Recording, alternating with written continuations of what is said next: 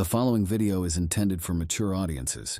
It contains horror elements, adult themes, and language that might not be suitable for younger viewers.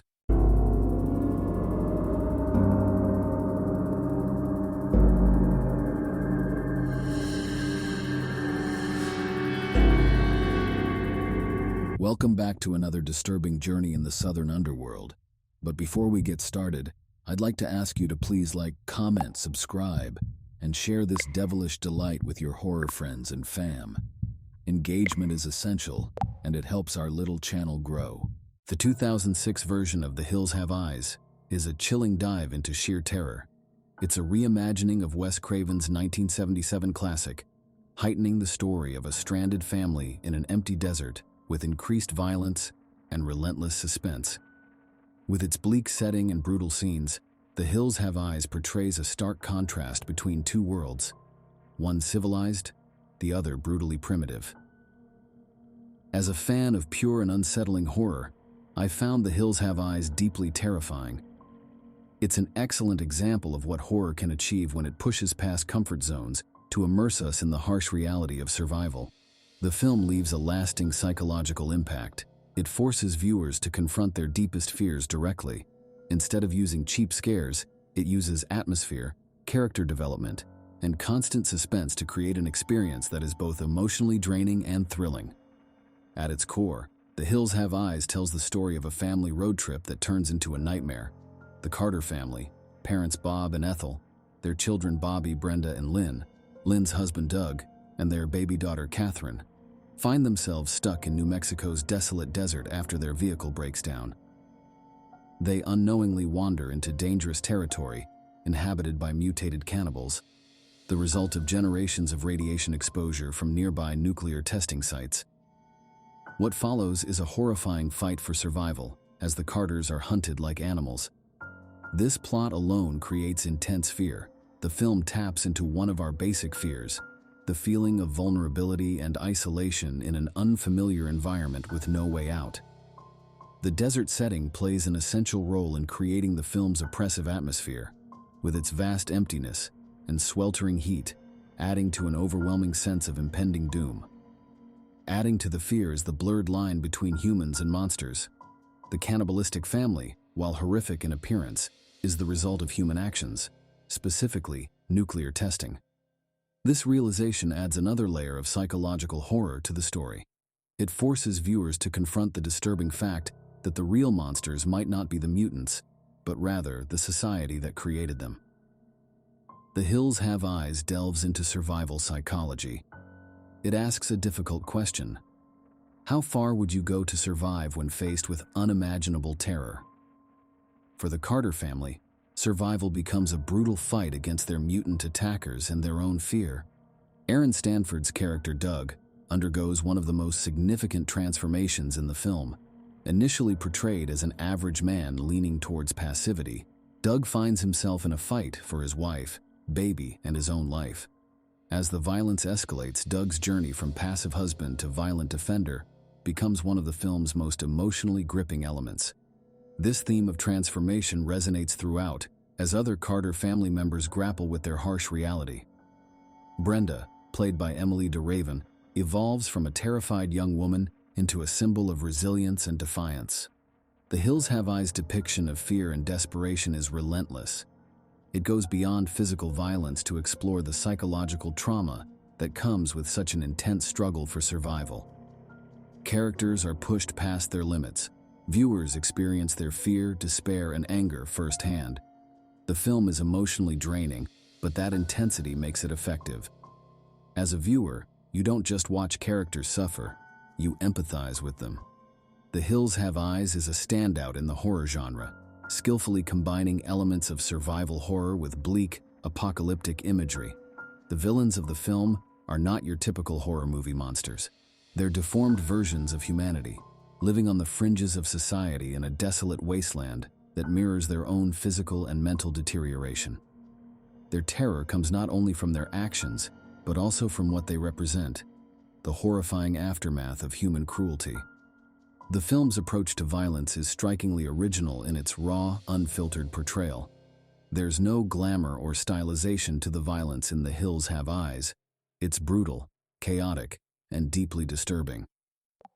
Despite its explicit nature, however, the violence never appears excessive. It serves a narrative function, emphasizing the primal struggle for survival and the dehumanizing impact of intense fear and desperation. This unique approach distinguishes the film in a genre often overly dependent on shock value. Here, violence naturally arises from the world these characters live in. These mutants are far more than mindless killers. They exhibit intelligence and strategy as they use their intimate knowledge of the desert terrain to stalk their victims. This aspect adds an additional layer of suspense. With detailed knowledge of their environment and expert manipulation tactics at hand, these mutants employ this lethal combination with terrifying results. One of the film's key strengths lies in character development. Unlike many horror films where protagonists merely serve as targets for killers' rampages, The Hills Have Eyes takes time to develop its characters into believable individuals with authentic emotions. The Carter family isn't flawless. They have disputes and shortcomings like any family, but ultimately remain tightly bonded and genuinely care for one another. Doug forms an emotional pillar within this film. His transformation from a mild-mannered man to a desperate father, willing to do anything for his family's safety, is one of the most compelling narratives. His love for his wife and daughter drives him to unimaginable lengths, adding depth to his character. Brenda's journey, though less central than Doug's, is equally impactful. Forced to confront her own fears and trauma to survive, she emerges stronger and more resilient by the film's end. Her bond with her family, particularly her brother Bobby, adds another layer of emotional depth. While monstrous in appearance and actions, the mutants are also portrayed with some complexity. They're not mindless killers, but survivors living in a harsh environment. The film implies their tragic existence, generations suffering from radiation poisoning and societal neglect. While they are undoubtedly villains in the story, there is an undercurrent of sympathy for their plight. Victims of a broken system whose actions are horrific, yet whose existence carries an undertone of sadness. Director Alexandre Aja deserves substantial credit for The Hills Have Eyes' success. His guidance effectively builds tension, using the stark desert landscape as both a visually impressive backdrop and a tool of isolation and despair for his characters. Aja's use of sound design plays a crucial role in building suspense. Unsettling silences interrupted by sudden startling sounds from mutant attacks keep viewers on edge. His readiness to push audiences emotionally distinguishes his direction from other horror films. The Hills Have Eyes is not an easy watch. It's brutal, relentless, and often deeply unsettling. However, this willingness to push boundaries makes the film effective. Aja uses his understanding of human cruelty and desperation depths to create a movie as psychologically distressing as it is viscerally terrifying. The 2006 version of The Hills Have Eyes is a relentless horror film that thrusts its audience into the unfamiliar world of survival. It distinguishes itself from other films in its genre by avoiding predictable jump scares and instead fostering an environment laden with suspense and psychological fear, creating a deeply disturbing viewing experience. Every character in this movie is intricately developed, making their desperate battle for survival relatable. This attention to detail heightens the emotional impact of their struggle, causing viewers to feel every hit, both physical and mental. The Hills Have Eyes probes the depths of the human mind under extreme stress, examining the lengths one would go to survive. This inquiry is amplified by the unfiltered portrayal of violence that is raw and unapologetic in its graphic nature. The blend of psychological examination and stark violence sets it apart as one of the most unnerving horror films of the 2000s. As someone significantly affected by this film, I would wholeheartedly recommend it to any horror fan looking for a movie that pushes the boundaries of its genre. The Hills Have Eyes goes beyond being just another horror movie. It takes you on an emotional and mental journey that will both unsettle and profoundly affect you.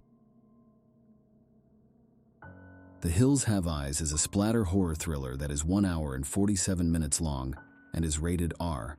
The Southern Underworld gives it 5 bloody knives.